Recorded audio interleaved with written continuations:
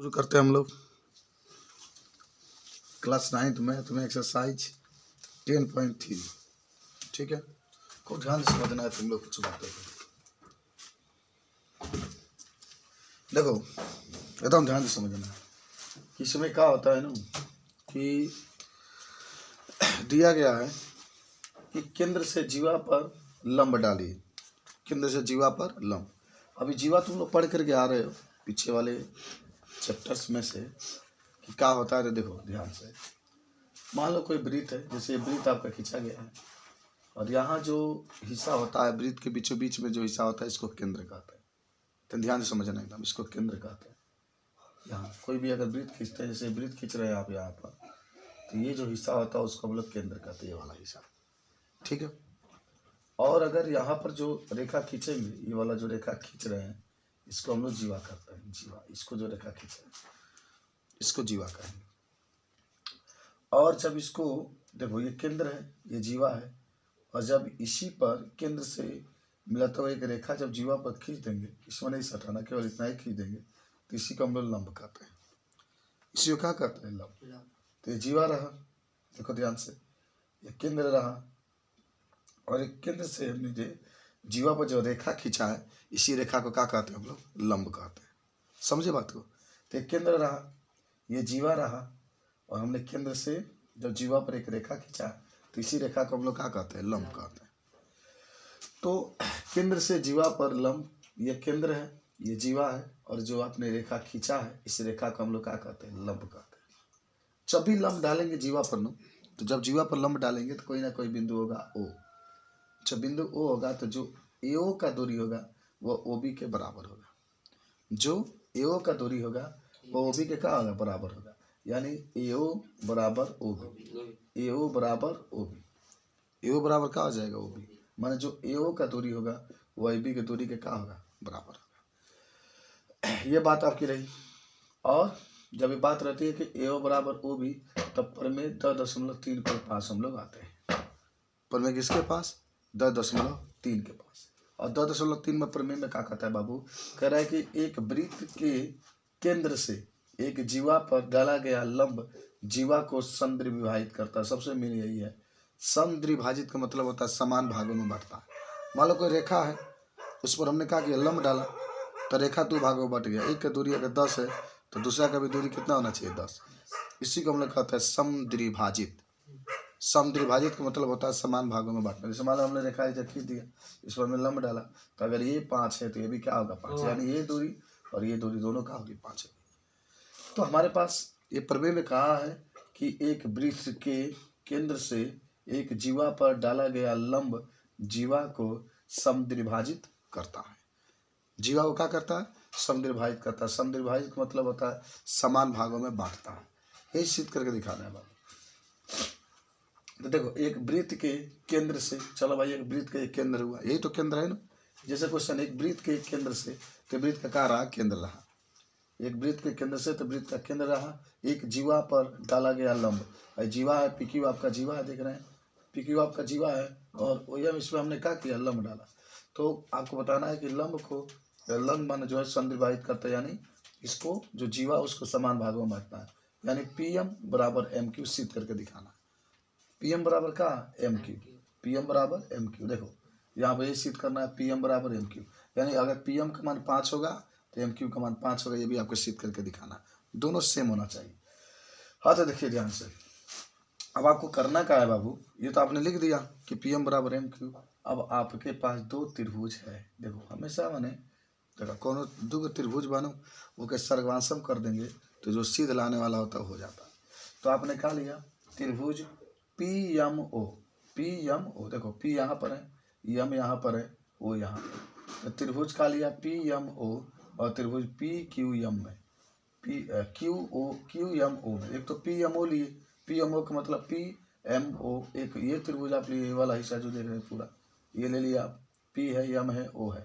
और एक त्रिभुज का ले रहे हैं Q M O, Q M O. तो ये क्यू है, एम है, का है, ओ है, क्यू एम ओ ले लिए। समझे? 2 त्रिभुज हमने ले लिया। क्या लिया? एक पी एम ओ, और एक क्या लिया? Q M O. हमने 2 त्रिभुज का कर लिया, ले लिया। ठीक है। अच्छा देखो, कोई भी वृत्त है उसमें जितने भी त्रिज्याएं खींचेंगे सब बराबर होती है। ये भी एक त्रिज्या है, देखो केंद्र से और परिधि, ये परिधि है जो आप रेखा खींचे इसको परिधि कहते हैं। तो केंद्र से जो परिधि होता है उसके मिलाने वाले रेखा को हम लोग क्या कहते हैं, त्रिज्या कहते हैं। तो दो आपके त्रिज्या दिखाई दे रहे हैं, जो ओपी त्रिज्या है वही ओकी का क्या है बराबर है। तो आपने क्या लिखा है, ओपी बराबर ओकी, ये ओपी त्रिज्या हो रही है, ये ओकी हो रहा है, तो ओपी बराबर ओकी वृत्त की क्या है, त्रिज्या है। वृत्त का क्या है, त्रिज्या है। जो ओपी है वही क्यू के बराबर है, तो ओपी बराबर क्यू लिख सकते हैं कि वृत्त के त्रिज्या है दोनों, ये वाला हिस्सा और ये वाला हिस्सा। और देखो ओ एम बराबर ओ एम उभयनिष्ठ त्रिभुज है। अच्छा आप ये त्रिभुज ले रहे हैं, ये वाला त्रिभुज ले रहे हैं तभी ओ एम आ रहा है, और जब ये वाला त्रिभुज ले रहे हैं तभी ओ एम आ रहा है। तो ओ एम बराबर ओ एम कौन भुजा है, उभयनिष्ठ भुजा, दोनों में आ रहा है, दोनों त्रिभुज में आ रहा है, इसमें भी आ रहा है ओ एम, इसमें भी आ रहा है। चलो अच्छा ही बताओ, यहाँ पर जो कोण बनेगा यानी कोण ओ एम पी, जब भी लंब डालते हैं तो 90 अंश का कोण बनता है, याद कर लेना। जब भी लंब डालेंगे 90 अंश का कोण बनेगा, और ये भी क्या होता है 90 अंश का, यानी कोण ओ एम पी, कोण ओ एम पी का मान भी 90, कोण ओ एम क्यू का मान भी 90 लिखा गया है। ये कोण है, कोण ओ एम बीच में रहेगा जिसमें कोण बनता है, कोण ओ एम पी बराबर कोण ओ एम क्यू बराबर 90 डिग्री, दोनों 90 डिग्री है। तो देखो दो भुजा बराबर आपके हो गए हैं और एक कोण बराबर हो गया, तो जो त्रिभुज आप लिए थे ये दोनों त्रिभुज सर्वांसम हो गए, यानी त्रिभुज पी एम ओ जो आप लिए थे, पी एम ओ सर्वांसम का चिन्ह से बनता है त्रिभुज क्यू एम ओ, दोनों त्रिभुज सर्वांसम हो गए। अब जब सर्वांसम हो गए तो ये आपको सिद्ध करना था, यानी ये वाला हिस्सा सिद्ध करना था, पी एम बराबर एम क्यू, पी एम बराबर एम क्यू, तो यहाँ पर लिख सकते हैं पी एम बराबर एम क्यू, ये सिद्ध करना था और आपका ये सिद्ध हो गया। पी एम बराबर एम क्यू सिद्ध करना था और आपने सिद्ध कर दिया, पी एम बराबर एम क्यू, इति सिद्ध। समझ में आया ना, को बढ़िया से समझ लीजिएगा, दोनों त्रिभुज आप लेकर हल करिएगा। जो सिद्ध करने वाला होता है उसको छोड़ देते हैं, बाद में लिख देते हैं जो सर्वांसम हो जाता है। ठीक है, अब आ जाओ प्रमेय, हम लोग आते हैं 10.4 के पास। तो देखो प्रमेय 10.4 आपसे क्या कह रहा है कि एक वृत्त के, इसी का उल्टा है कि एक वृत्त के केंद्र से एक जीवा को संविभाजित करने के लिए खींची गई रेखा जीवा पर लंब होती है। देखो क्या कहा है कि एक वृत्त के केंद्र से एक जीवा को संविभाजित करने के लिए खींची गई रेखा, देखो ये जीवा है और केंद्र से एक रेखा खींच रहे हैं, किसके लिए, जीवा को संविभाजित करने के लिए। संविभाजित का मतलब होता है समान भागों में बांटने के लिए। तो आपको कह रहा है कि सिद्ध करना है कि जीवा पर ये लंब होती है, रेखा लंब होती है, यानी यहाँ 90 अंश का कोण बनता है, यहाँ 90 अंश का कोण बनता है, आपको सिद्ध करके दिखाना है। यानी कोण ओ एम पी और कोण ओ एम क्यू दोनों का मान कितना डिग्री होता है, 90 डिग्री होता है, ये आपको सिद्ध करके दिखाना है। तो पहले देखो दिया है और लिखेंगे वो केंद्र वाला एक वृत्त, माने एक वृत्त है जिसका केंद्र का है ओ है, ध्यान रखना। कह रहा है कि वो केंद्र वाला एक वृत्त है जिसमें जो पीएम होता है एम क्यू के बराबर होता है, जो पीएम होता है, ये पीएम जो देख रहे हैं वो एम क्यू के क्या होता है, बराबर। तो एक केंद्र वाला एक वृत्त है जिसमें पीएम जो होता है एम क्यू के बराबर होता है, दिया गया है। सिद्ध करना है, अभी मैंने कहा ना कि जो यहाँ पर कोण 90 डिग्री का बनता है ये आपको सिद्ध करके दिखाना है, यानी सिद्ध करना है कि जो ओ एम होगा लंब होगा पी क्यू पर। अगर 90 अंश का कोण यहाँ पर बन जाएगा तो ओ एम जो होगा पी क्यू पर लंब हो जाएगा। रचना में क्या किया है ना, ओ को पी से मिला दिया और ओ को क्यू से, यानी ओ पी और ओ क्यू को हमने क्या किया, मिलाया, ओ पी और ओ क्यू को मिलाया। ठीक है, चलो अब यहाँ पर देखो कि त्रिभुज ओ एम पी और त्रिभुज ओ एम क्यू, त्रिभुज ओ एम पी और त्रिभुज ओ एम क्यू में दोनों त्रिभुज आप लिए, और दोनों त्रिभुज में जब लेंगे आप तो ओ पी बराबर ओ क्यू, दोनों वृत्त की त्रिज्या है, ओ पी जो है ओ क्यू के बराबर है, दोनों वृत्त के क्या है, त्रिज्या है। और जो ओ एम है वो ओ एम के बराबर है, उभयनिष्ठ भुजा है, ओ एम बराबर ओ एम, दोनों त्रिभुज में आ रहे हैं ओ एम, तो ओ एम बराबर क्या लिख सकते हैं, ओ एम।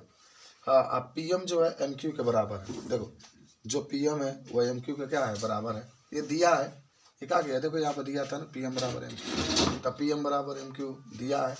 अब देखो तीन को भुजा आपके बराबर हो गए, हो रहे हैं ना, तीन को भुजा बराबर, गुड मॉर्निंग। तो दोनों त्रिभुज सर्वांसम हो गए, किससे, साइड साइड साइड से।